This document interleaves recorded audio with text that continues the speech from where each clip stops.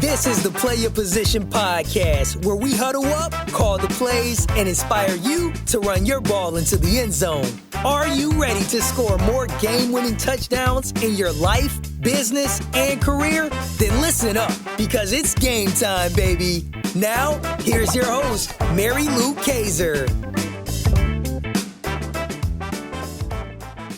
This is the time of year when many of us in the podcasting space, in the blogging space, in the entire universe of the online space, do an end-of-the-year wrap-up, mashup, retrospective, whatever word you want to use. Here at PYP is no different.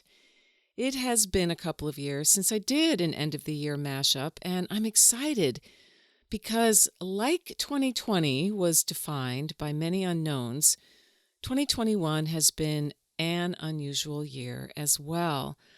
We've been pushed and pulled, kicked around, given the green light only for it to turn red again when we turn around. Today, as I'm recording this episode, the mask mandate has just been reinstated across the state of New York. And I imagine it has been reinstated in a lot of other places too, where the rules were relaxed for a while. Yesterday, I was having a conversation with my brother, and we both agreed that this is our new normal, right? That we just don't know from day to day, from week to week, from month to month, what is going to be coming down the pike, which means we always have to be ready for anything. We have to develop a mindset that allows us to roll with the vicissitudes of living in a pandemic world. We are definitely not done with this, but we don't have to let it affect our thoughts. That's one of the many reasons why I love having conversations with people from around the world here at PYP who have answered the call to leadership. In 2021, I published 34 conversations, and if there's one word that sums up the overall theme for 2021, it would definitely be uncertainty. Every guest talked about embracing uncertainty as not only a really important skill to develop, but also to make peace with the fact that life is not going to be any different anytime soon. Embracing that notion makes life less stressful, because the truth is we are wired to want certainty, security, and comfort, and when the world isn't operating like that, it makes embracing uncertainty really, really hard.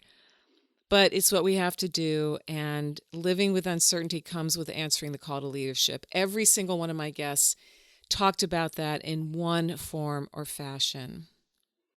So if you think that you're at the mercy of the external factors, guess what? You're going to be at the mercy of external factors. But if you understand that you can control your thoughts, and you do, in fact, take the time to reflect, to think about things, to ask yourself the big questions like, why am I choosing to have this experience? What is this experience trying to teach me? Who can help me work through this experience? Why am I resisting doing X, Y, or Z, or feeling X, Y, or Z? Why is my inclination to run the opposite direction as fast as I possibly can when what I need to do is stand right here in my power, even if I'm scared because the flames are burning all around me, right? These are big questions. And when you answer the call to leadership, they're the questions you're going to be asking yourself a lot. Now, obviously, there are times when standing in or running into the fire is really, really stupid. So don't do that. Literally, right? However, when it comes to personal growth, when it comes to transformation, when it comes to moving forward with a dream, with a big goal, with a vision, when it comes to achieving what it is you really desire, making something you wanted for a really long time to actually come to pass, yeah, the flames will dance around you. You're also going to be standing on the edge of that cliff, looking into an abyss, and you got to trust that your wings will carry you. That is one of the undercurrents that ran throughout every conversation I had here at PYP this past year. 34 tremendous individuals said yes to sitting down and sharing with you what they do, why they do what they do, how they overcame adversity, how they found success even when it seemed like they wouldn't. What did they do when they faced adversity despite the odds? How did they overcome some of the hardest experiences any human can have? Everything from losing sight of themselves to moving past addiction into recovery, to climbing back from bankruptcy or completely running a business into the ground, to figuring out what they really want to do with their life. Hashtag the great resignation, right? People are deciding that they're done living their lives a certain way, putting up with certain kinds of people and circumstances. They are giving the two middle fingers and saying, I'm out of here. And it may not be a physical move in every case, but it could be just a mindset shift. You can give the middle finger to your mindset, especially when it's getting in the way of you living your life the way you want to. Every one of my guests in 2021 showed up with a life lesson, some big ideas, some small ideas, some tips, some words of encouragement or inspiration. Because let's face it, guys, we all need a constant supply of inspiration and gratitude and love. We need to be reminded that we are so lucky to be alive, even if current circumstances aren't exactly what we dream about. We can still be excited to be alive. We can still find something in the shitstorm. I don't know anyone who hasn't felt like they've been beat up, pushed around, punched down by circumstances beyond our control. And the ones who choose to say, okay, yeah, all right, you got me. That right hook really pushed me down. It stings. I'm chewing on some dirt, spitting a little bit of blood, but that's not going to stop me. I'm not a quitter. I am not going to give up. And that spirit, that call to leadership, guys, it requires a lot of courage. It requires a lot of self-trust. It requires a lot of humility. It requires a lot, but damn, it is worth answering that call. It is worth answering that call no matter what your circumstances are. When you say yes to leadership, you have changed your life forever in a really powerful way. So with that, let me now share with you the mashup of these 34 incredible humans, their highlights, their blood, sweat, and tears, their questions. They don't always have the answers, and that's okay. If you are new to the show, I invite you to go back to listen to each of the full episodes. If you've been with me for a while, these snippets may inspire you to return to an old favorite. Also, be sure to follow the show wherever you listen to your podcasts. And if you like what my guests and I talk about here, your review on Apple Podcasts means a ton. It helps the algorithm spread the word. And you know, all of us who choose to play in the online space, we are pleasing the algorithm to a degree. It's not everything, but it is something. So I always appreciate your kind rating and review. I look forward to continuing the conversations into 2022. I've got some great people lined up for you starting in January, along with some solo episodes exploring universal themes, including a personal reflection on a big life event that happened this fall. But for now, happy holidays, Team PYP. Happy New Year. And now for the highlights from the Play Your Position podcast 2021. Enjoy. What I find is a really helpful distinction that I bring in the book is the difference between a position and a stand. You know, we've seen passions arise in communities for a variety of reasons in the last couple of years. And this is where I think the idea of a position versus stand really helps. A position is against something. And it's quite easy to identify that fire that ignites when we feel very, very strongly against something. But a stand is for something, and that's very different. So the example I use is we've got a narrow country lane by where we live into our village, And there's only enough width in that road for one car to pass at a time. And sometimes you'll have two cars, one coming each way, and they meet bumper to bumper or fender to fender, and they each take up a position against the other. And that position looks like, no, you back up. My journey is more important than yours, or you were going too fast. Yeah, we've all been there. And what happens is that the positions become more and more entrenched as they become stronger against one another. But then occasionally in that situation where the two cars meet fender to fender, one of them will reverse back up to a passing place because that driver has got a stand. And that stand is for being courteous on the road. But here's the interesting thing. The other person who had that position, that immediately dissolves as they can carry on their journey, because a position can only exist if there is a counter position. I think about when I first got the call of leadership to lead myself. And I think about the first time I got the call to lead others.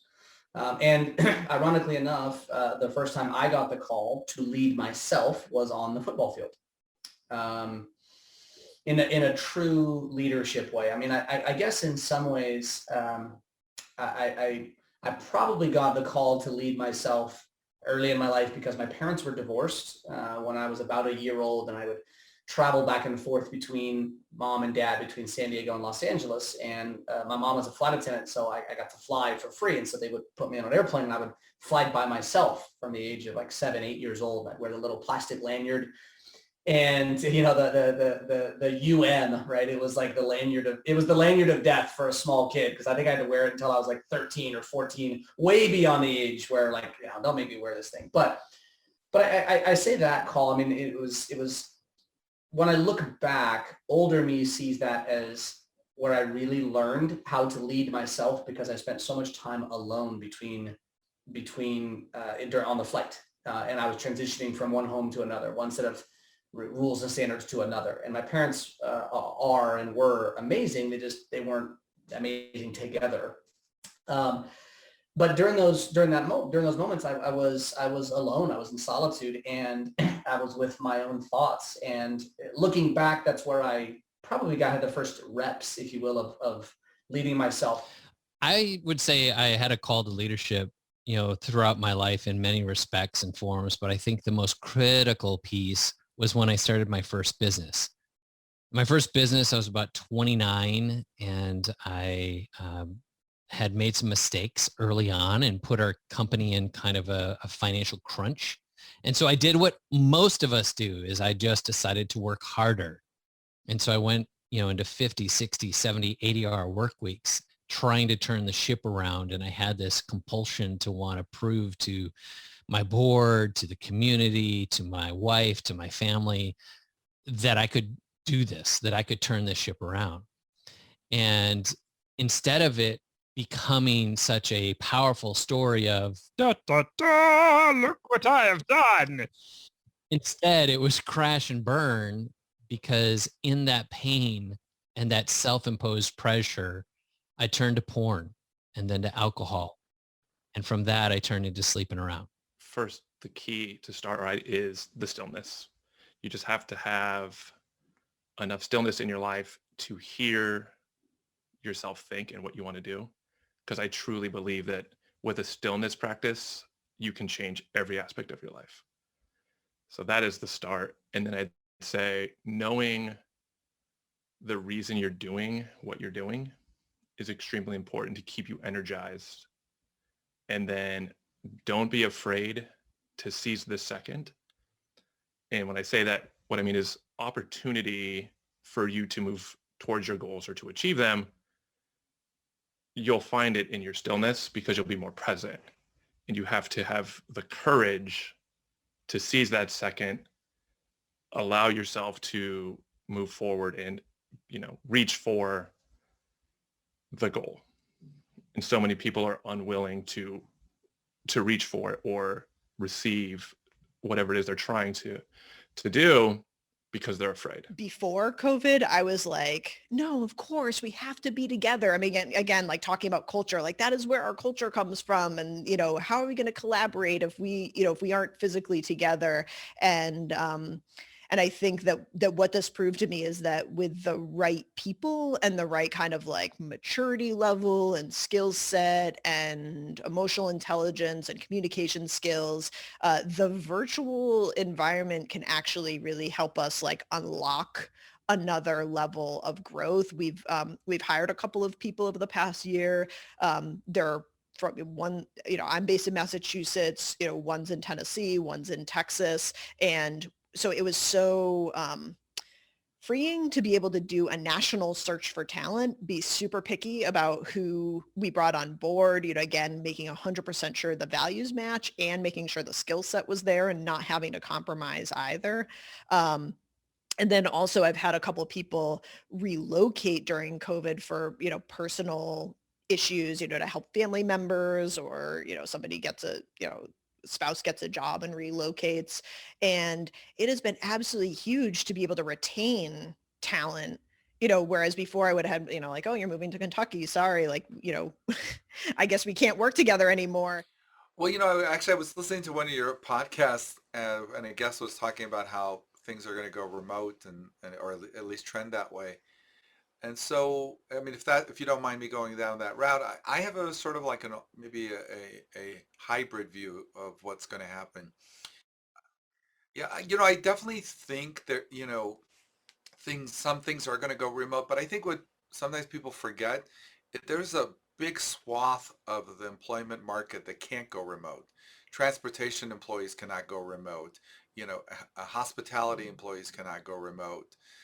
And other industries, people who are involved in energy and power. And so I think this notion that, everyone's going to be living in a house, thousands of miles from their work and, sitting in Maui on a beach and working for a company in Portland. I don't know how realistic that is long term. But having said that, yes, there are jobs that are definitely going to go remote. I get that. But also, I think in the height of the pandemic, it's all good and fine to say, oh, all my employees are working just as hard being at home. It's amazing. But we know that's not true. We already know that. And I think, yes, are there a certain percentage of employees that are like killing it and at home because now they have flexibility. But, for a lot of people who their job is just that, a job and not a career, for those people, I'm not sure long term, working at home is going to work out. I think we're going to see some backlash in terms of productivity, building culture, collaborating. So yes, there will be some, but I don't think this is going to be as big as people think. I always ask them, have they seen the enterprise market? So there's an entire app store market just for businesses that most people don't even know exist. And there are, again, 100 trillion billion apps for everything from, calculating mileage when you're driving to, just the most rudimentary things, right? Counting people as they walk into a venue. The app and its function is for that business. In the enterprise store, of course, but in the personal app store, if you want something really cool or whatever, you're definitely taking a chance. But there's always just this one thing that finds its cult following. I mean, Pokemon is nothing more than a different, game, which was a TV show, that sort of thing. But who knew, right? Who knew it would be that huge? I know this because your kids, the TikToks and all of that, right? It's just videos, pretty cool editing in it, but it's just that one little thing that's different. There are many other social media apps that never caught on. Okay, so for business owners, I think one thing that's important is working on your business instead of just always working in your business. A lot of business owners we come across, that's what they're doing. They're working, diligently day to day with customers and sales, but they're actually not working on procuring more business sort of on the outside. The other thing is I think people need to focus, whether you're a business owner or not, or an employee of a company, you need to focus on your needs outside of work. Am I really looking aggressively at my retirement? Am I going to have enough for my retirement? When can I retirement? How am I investing? Does this all make sense? What about insurance? If something happens to me, is my family protected? Or if I'm a business owner, if something happens to me, is my business protected for my family? So those are, I think, really sort of key things on investing. And you got to get help. You got to get advice, and have somebody take a look at it. Certainly we can do it. But those are, I think, three important key things, whether you're a business owner or an employee of a company. Number one question business owners ask me is like, what is my business worth? And I'll give a few tips to think about as the business owner and the CEO of your company. What are three ways that you can affect how much your company is worth and increase that valuation? And the first is to understand your starting point. Like, where are you today and what is that business worth? And you can have a business valuation done by a business broker. You can have a business valuation done by a business valuation firm. They're often pretty inexpensive, but just knowing what the business is worth today enables you to design a path of how to grow that valuation and increase it over time. And there's really two main ways. There's actually like 10 different things you can do, but two most important ways. And one is focus on your financial house. So getting your financial house in order, making sure that your financial statements for your business are clean and easy to read and understand. So that's your profit and loss statement and your balance sheet, and just making sure that they tell the story of a business that's progressing and increasing over time. And that's something you can work on with your bookkeeper as well. I learned this distinction between self-esteem and self-efficacy. Self-esteem is looking in the mirror and saying, you're marvelous, you're fabulous, you can do anything you want, all of which are not necessarily true. And what we find when we measure people's self-esteem, do you know what group in our society has the highest measured self-esteem? Career criminals. They love themselves. So we've been teaching children to think like career criminals. Now, self-efficacy is a little bit different, which is I look at the problem I'm facing and I look back at the previous experiences I've had and say, what have I learned from the past that I can apply to solving my current problem? Yeah, I know I can do that. So self-efficacy is the belief based on past evidence of experience that you can solve the current problems you're facing today. And I guarantee you, every successful person has self-efficacy. They may not have a high self-esteem, like they may not think they're wonderful, but they do think they can figure it out. I see businesses all the time that you go to their website or something like that, and I don't even know what they do. Like I couldn't even tell you what they offer or sell. And so that is clearly a problem.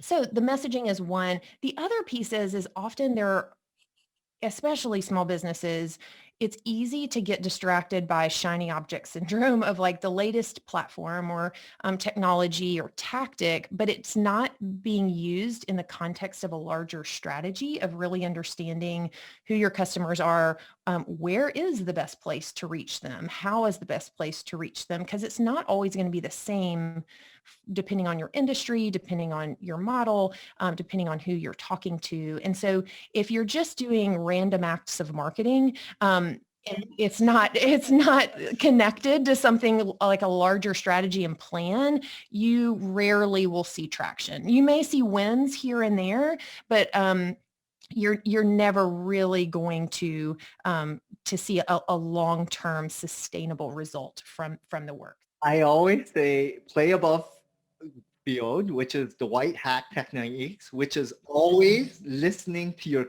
customers, and Google will figure it out.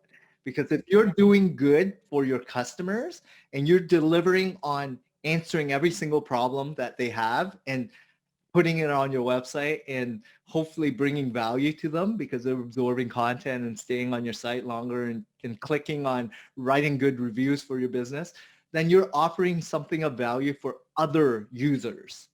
And the more you're doing that, the more you're offering good content, offering value to your customers, and you're satisfying everything a good, solid bricks and mortar traditional business did, which was took care of the customers, relied on referral and word of mouth, like all the foundational stuff, and now you transition to now digital, you're going to be in good hands because Google will recognize that you're not trying to hack the system. If you're sending out an email newsletter or you're on social media or you're doing some other, even if you're doing your own webinar, make sure you're engaging people, because that way you know that they understand and they reciprocate. They're learning from you. They understand what you're offering. It's so important to not just talk at people and stop and listen, because like you said, it's so important to not just go back into your bat cave and create content you think people want and then just deliver it. I did that millions of times a couple of years ago and wondered what was wrong, and then I heard crickets. It's like, yeah, that's not going to work. So it's so important. And then it's important to even know what kind of marketing styles works with your clients. So I just was writing this the other day, how I hear this a lot where people are like, oh, someone said I should be on Twitter. I'm like, why? Why? Like, what's the agenda? What's the point? And then they look at me like I'm crazy. I'm like, but no, seriously, that's a lot of energy to be on Twitter, and you probably have to hire someone to help you do the posts. And like, what are you gonna gain out of it? Is that where your clients are hanging out? Is that where your referral partners are hanging out? I don't know. I'm like, well, let's stop and think about this for a minute, because these are commitments in your business. It's either time or money. What do you really want to do that? And do you even care? You got to read some different stuff, and you have to be able to keep your own counsel. So I start people with Rich Dad Poor Dad, so you can begin to think like rich people think, because that's like the complete opposite of the Ramsey stuff. One is that, and then you got to say, look, I am going to lead my wealth. You talk about leadership. See, I am the guide. Like, so I told people in this story, I'm Obi-Wan, you're Luke. Okay. And so, you know what I mean? You're the hero. I'm just a guide. And so I put it back on them. So you have to not put your head in the sand, and you've got to decide that I'm going to lead my wealth. And then from a tactical standpoint, what you want to do is you want to look for the easiest way to start is, where am I inefficient? Most wealth is lost by, so here's a real tactical thing. Most wealth is lost by how people manage cash flow, right? So I start people, I don't like budgeting, because budgeting is scarcity based, and you're looking at history. So you're looking through your rearview mirror. Our process is called taking the mystery out of money. We want you looking through to the windshield, like looking forward. And I teach people to tell your money where to go instead of asking where it went. So 10% of the population has some form of hearing loss. 1 in 5 teens has a hearing loss, 30% above age 65. It's a big deal, and it's occurring more and more because we're sticking more and more things in our ears. And people are not, you'll notice on your iPhone that by the way, it's 1 in 4 people by 2050. So people are putting more things, they raise the volume. If my biggest suggestion is set your volume indoors where it's quiet, and don't raise it. Because when you raise the volume outdoors to compensate for traffic or any noise, you're trying to overcome the noise that you hear, and you're putting more sound against your ear that your ear doesn't need. That's why you set it inside of inside a quiet place. But people naturally just raise the volume. And that's why now, if you even look on your iPhones, you can set where you can monitor whether or not you're doing that. It's actually a great feature on the iPhones. When writing the book, it was really fascinating to recognize that there was this one big insight that came, was like, for leaders to be able to drive alignment, it involves moving the organization, people, from why me to why we need to do this. It's the rallying point around the purpose of the initiative and why it's important. And when people really understand that, it's incredible, the level of adoption, the engagement, the dedication to the work. These projects are long. They people get, burnt out on things. When you're building products, they can, you're working on the same thing for years in some cases. And so you really have to be that purpose, that clarity is the fuel teams need to stay high performing teams. you know, I remember one guy very specifically, and he came to me because he said, Tracy, I think I'm repelling customers. And I said, well, you are. And he said, how do you know? And I said, what are you trying to prove? And he said, how did you hear that? And I said, that's what I do. And he said, he said, well, get this. He said, I spent my whole life trying to prove my worth to my father. And I said, well, we're going to go ahead and move that out because it's no longer serving you. And we did. It was because it was this defense that said, I'm not letting you in. I know what I'm doing here. And it was repelling people. So it's all shapes and sizes. I do think the research probably more significant around women's voices. And even that data that you were talking about, they have done research to show that when it comes to politics, men's voices are much more likely to be voted for than women's voices. Adult learning theory says there's the experience that we have, then there's the time for self-reflection when we get to process it, and then we come up with the action. My sense is that we don't spend enough time in the self-reflective part. It tends to be experience, response, stimulus, response, and everything is about fast pace and get her done, which is great for a high achievement environment, but sometimes you can confligate effectiveness and efficiency. And I think when it comes, so that's one thing if it's about manufacturing widgets in a plant. It's another thing when you're dealing with human beings. And I think we need to all give ourselves more time to process, to self-reflect, to think through before we necessarily feel like we have to have that fast twitch, instant on response. Electric cars like Teslas are great for performance. But we're not Teslas. We need that processing time and that reflective time. And I think if we were more reflective, both as individuals, we'd foster a greater sense of joy, happiness, gratitude, compassion. And if we do it as a species, we'll create a more perfect union and have a healthier, vibrant planet. But I think when you start talking about mental health, I think that from an individual perspective, I think one is it's okay to admit that that the world is, that you've got stress and you're suffering. I think that one of the things that we're really challenged by today is the fact that there's such a negative stigma attached to anxiety, to depression, to any of the things that fall underneath mental health. And so I think we have to do as a country, as leaders, we have to do a better job of removing that stigma to let people know it's okay to say that we have challenges. And I think that's part of the becoming more human within our companies as leadership to our employees, is to say we're all in this together. We all have different challenges, but I think that it's really important for individuals to be able to find a way to get away from that source that's causing the stress for them. And what we've seen over the last couple of years, people will leave a lot of unused vacation time or PTO. They don't take it because they feel like they have to be at work. And we're seeing, because of that, compounded by the pandemic, that people are just, at a breaking point here. I just saw a report this week, 55% of the people in the US are suffering from mental health issues right now.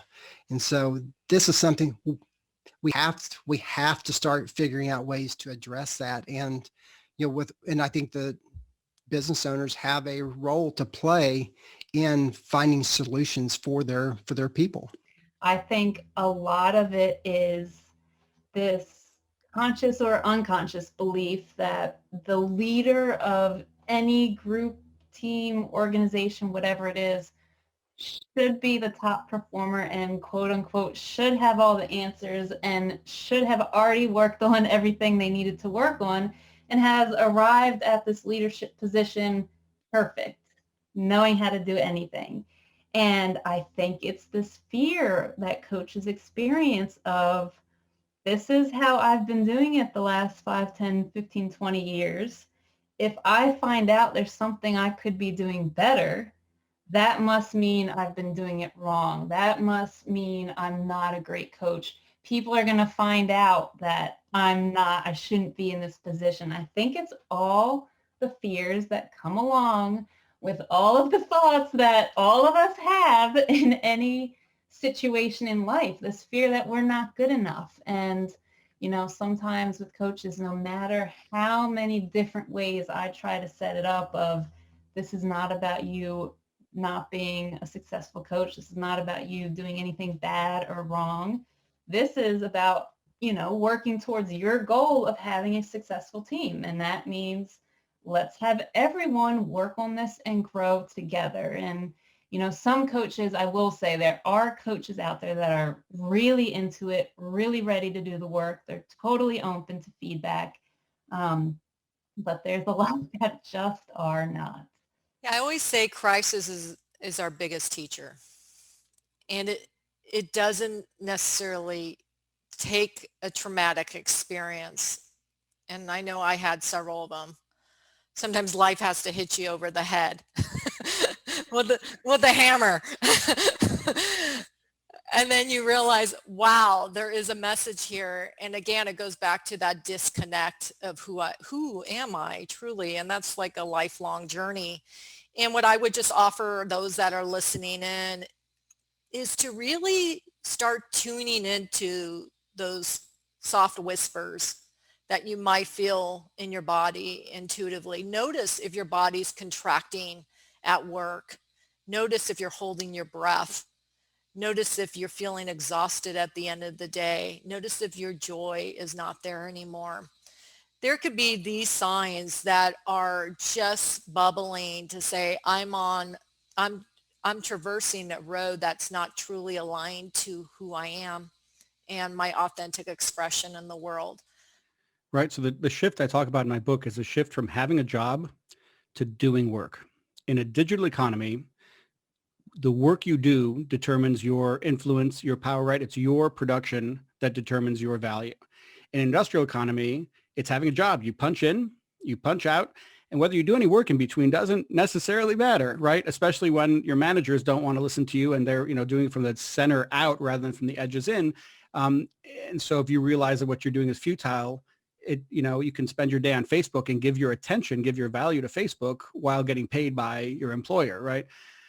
So that shift from having a job, that whole construct of having preparing kids to have a job and that whole world of compliance, top down, executive CEOs making decisions that impact the rest of us, flipping it to the digital model where it's doing work. And unless you get the work done, you don't have value. That's the shift that's happening. And it's happening more and more across industries. And you're right that there are a lot of industrial style industries, but they're being disrupted one by one by one. And it's, thankfully, except for it's not thankful because people that are in a lot of those jobs that were trained are now out in the street and don't have the skills. And we haven't created a bridge from here to there yet because our education is still preparing people to be compliance driven. Well, I am a big fan of getting in front of one-to-many, and a lot of people talk about Zoom fatigue, but there are plenty of stages out there. There are networking events that all went online. I know churches that have gone online. I know, and many, many churches that have gone online. I know daycare centers that have gone online to be able to give interaction to people. So being able to be seen and heard in a group is a very powerful connector. And when you're an entrepreneur, getting seen and heard is very, very important. I believe that if you're not being seen, you're being overlooked. And if you're not being heard, your message isn't getting out there. And if you're not clear on your message, then it won't have the contribution you were supposed to make before you leave this earth. So there are stages that are podcasts just like this that are being consumed and gobbled up by the consumers right now, because this is a great way to get information without, being able to visit a library, right? There are people who are doing networking events on Zoom. So podcasts, radio shows, TV shows, web summits, webinars. I host a quarterly web summit that puts 36 entrepreneurs on a stage to be able to share who they are and how they show up in the world. And that can be a very powerful way to leave an impact even when you're restricted in your travel. I do think that your authenticity on camera, but then, you know, in a Zoom call like this one or in person, you know, we've been through a lot of changes recently, a lot of time to think. And, you know, if you show up authentically as who you are, and I almost didn't want to use that word because people overuse that as well, like marketing. But it's, you know, being really who you say you are and lowering the ego. I grew up, you know, in the 80s, right? And it's just like, you know, burn money and, you know, conspicuous consumption was huge.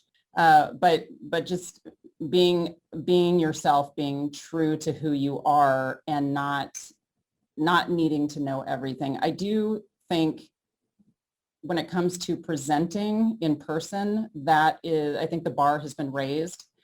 We also do virtual training because, again, I used to look at a teleprompter and have to pretend it was a person. And, you know, we have a whole bunch of techniques on that, on lighting, on things like that. So the bar is just continuing to go up. But I think the basis, being who you are and being authentic, is key. Don't pretend. You know, you're up there for a reason. You have a story to tell. I think that's a big part of it.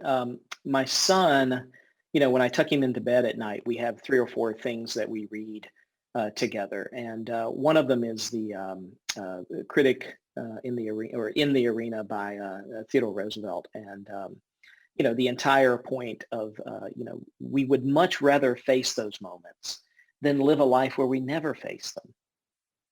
And he's really camping out on that in the past several weeks, like really looking at that and saying, wait a minute, are you telling me that we would rather choose to do something hard than to always take the easy way? And it's interesting to see him form those ideas in his mind. And, you know, as much as I want his success and his ease in life and to be able to take it easy and that sort of thing, I would much rather him know the thrill of victory, a hard-won victory, than to have an easy life and never have experienced that. What I tell people, you know, you have a system already. I mean, when you wake up in the morning, you know, and I usually, when I do lectures, I have them raise their hand and I go, okay, so how many of you actually make your coffee in the morning a different way every morning? You don't. You do the same thing. It's system, right? So you already have a system, but to your point, yeah, if you had it like documented and put in place, then you don't have to reinvent the wheel every time, and you actually can save time and do more. You know, as we were talking, I just looked up like the definition of system in a Merriam-Webster dictionary, and this is a good one. It says it's very simple. It's basically an organized or established procedure. That's a system. And, you know, and I like also to look where the word came from. I mean, if you look the etymology, the origin of that word, it actually comes from Greek, which is comes from sin and histema, to cause to stand. So it's basically sin is together. So to cause to stand together. That's where the word came from. So system. So it's to stand together. So you have different actions that are standing together. So, and as you said, you use the word aligned. It's all aligned, right? They work together. So that's a system. It's basically an organized procedure. There are different types of leadership. I guess one thing I would say, and I've had to confront this during COVID and other times, you know, especially with an all remote workforce, is I think you have to begin to own your leadership style. My leadership style is I'm more on the visionary side, even though I'm a data geek, and I'm more of a consensus builder than I am we're going to do it this way.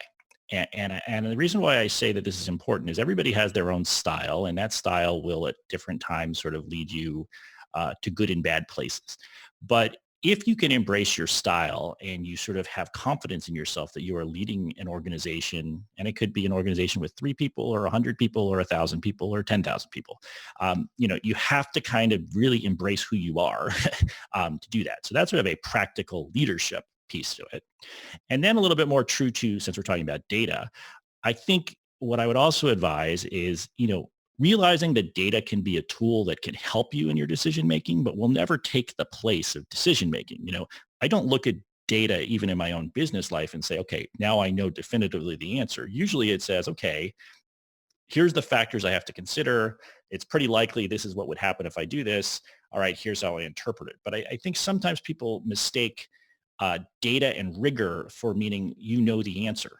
And I just don't think that's true. You don't always know the answer, but you know you've made the best, most well-informed decision. online education is not a dumping ground. It's also not DIY.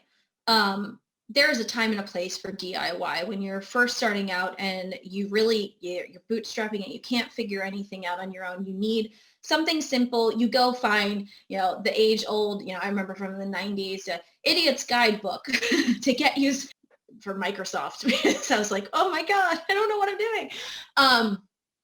But the people that recognize that once you're beyond that beginner level, once you've scratched the surface, once you've passed through what I would call elementary school, and now you've gone to middle school phase where you know that you really want to grow as a business leader, you want to grow as a person, that they recognize that it's not DIY. It's really about showing up as a strong mentor with the content you're generating, with the course you're creating.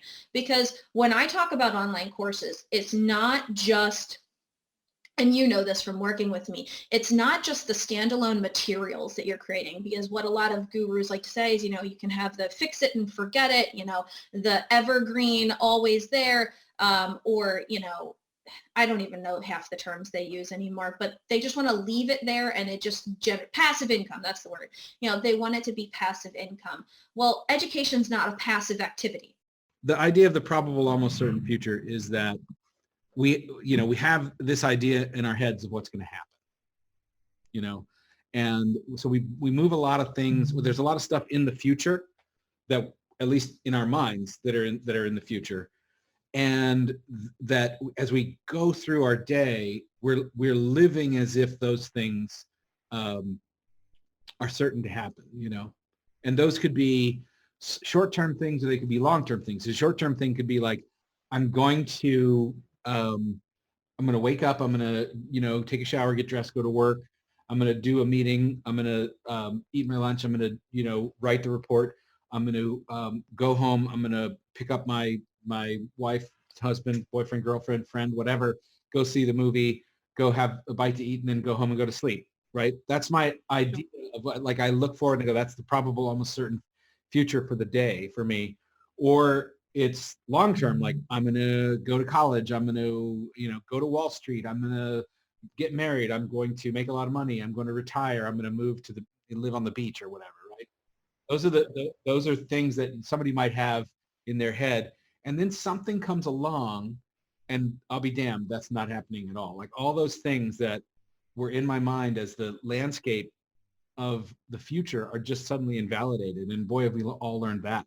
Think time is different. It's going deep into a situation, a challenge, a potential idea or company that you want to put together. And I think we're so lacking that right now. When you think about, what the stories I heard about Henry Ford, he used to spend time, what they call daydreaming, all the time. And he said that was the best time of his work day because that's where he actually came up with the brilliant ideas. So we need, as leaders, we need to continue to make room for the brilliant ideas. And if we're just working all the time and engaged in social media and all these screens and all that kind of stuff, it's stealing that away from us. And as Americans, we really have to get our act, I almost cussed. We have to get our act together, and get back to number one of being the best at coming up with ideas and solving problems. Having some gems closed and having us, we've had to do virtual personal training a lot around here. I have a private personal training studio. We don't have memberships, so there's still been times that we've been closed. And since March, I still have some people that are still doing virtual training from their living room with me while I'm at the studio. And but I think the biggest thing, the biggest lesson that this has reinforced with some of my fitness community around here is that find a way mentality. And so, fitness, they've made fitness important to themselves. And so when something like this happens and we're not able to go to the gym, we're not able to meet with our personal trainer, and we're having to we have to do our workout at home. And so things look different. You can either use that as an excuse to just skip it altogether and say, I can't do it. or you can find a way. So you can either find an excuse to get out of it, or you can find a way to make it happen the way you have it. And so, and being able to see all of my clients and the people in the fitness world around here learn how take that find a way approach and find a way to get my workouts in till. I'm gonna find a way to train my clients still. I think that has been such a refreshing thing around here with Priority Fitness's community. I mean, we've kept fitness a priority, even though we've had all these extra hurdles. And so I hope that is a trend that just keeps growing and growing through all this. Absolutely. So as you may be able to tell, I'm originally not from the United States. I'm from England. And in 1981, my boyfriend and I, he was my boyfriend at the time and then became my business partner, we were inspired to move to California. We had heard about this American dream, and we just felt that the United States of America was an amazing place to come to where the opportunities were limitless. And so we arrived in 1981, didn't really have a clue about anything or what we were going to do. We just burned with this vision to fulfill our potential and experience the American dream. So within 2 years, we'd started our first company. We were both quite entrepreneurial, as were our parents. And then we started another company a couple of years later. And towards the end of the 80s, about 89, I woke up one day. Company number one was gone. Company number two was nearly gone. The relationship was over, and I was personally bankrupt. So at that time, Mary Lou, it looked more like an American nightmare. And I just couldn't understand why it was that this dream wasn't becoming a reality. It's more about the idea of you've got to look at whatever your reality is, and then you've got to say, how do I work within, within the realm of that reality? And people understand. It's kind of along the lines of I wrote a post one time called "We're All the BBC Dad Now," and you can probably remember that video, right, where the guy, he's doing the BBC interview, and then his kid busts in, and then the other little one busts in, and then the mom comes in and pulls them all out, right?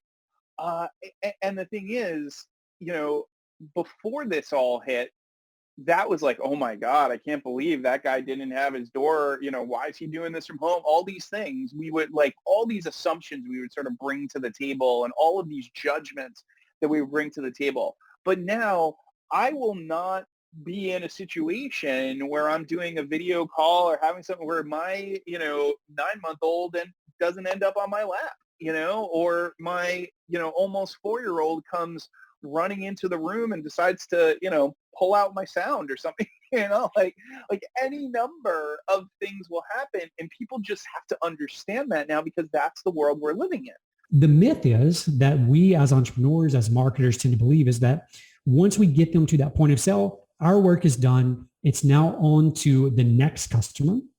And what we've discovered, again, we've been in business. This particular company has been around now almost 13 years. And what we know to be true, and I think what any listener listening knows to be true, is this, that if you were to think about your best customers, your best clients, and where they come from, the answer is usually word of mouth or referral. And if that is true for most people, which I believe it is, if our best customers come from others who tell, their friends, their family, their relatives, whoever it may be, about our products or services, then why is it that we as entrepreneurs, we as marketers, why don't we devote some time, some attention, some marketing budget to actually converting those customers, our existing customers, into evangelists for our products, our services, and our brands? Oh yeah. Well, the great Les Brown, he gave a really great presentation once. He called it "It's Possible," and there are just good things that are meant to happen to all of us. There is something special in all of us, and there is greatness in us.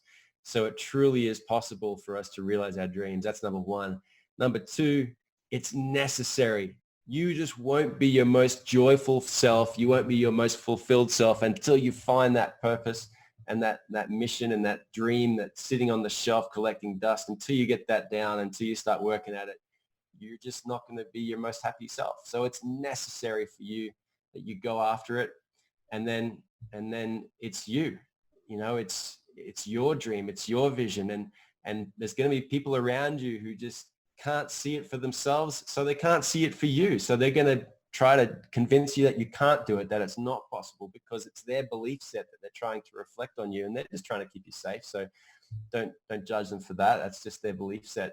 Go after it. You can do it, and it's going to start with you. It's going to finish with you, and it's your dream and vision. No one else is going to have that same visibility that you have.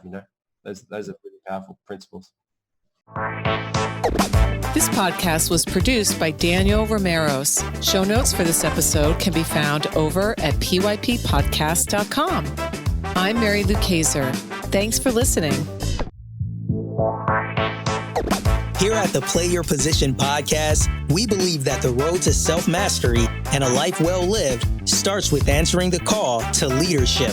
That's when the fun really begins. Send this episode to any friends who might need to hear the inspiration and ideas you heard today. And feel free to rate and review us on your favorite podcast platform.